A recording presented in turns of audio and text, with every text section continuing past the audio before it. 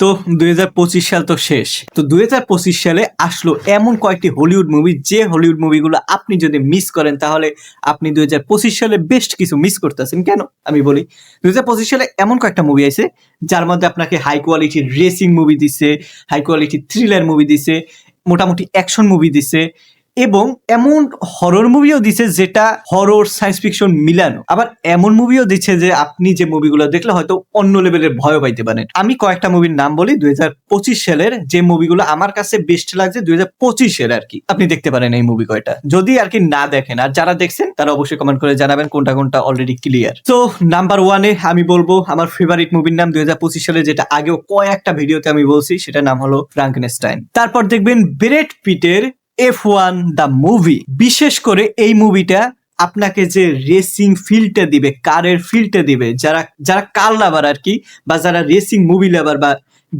Game লাভার আর কি, racing game লাভার, তাদের জন্য F1 মুভিটা বেস্ট।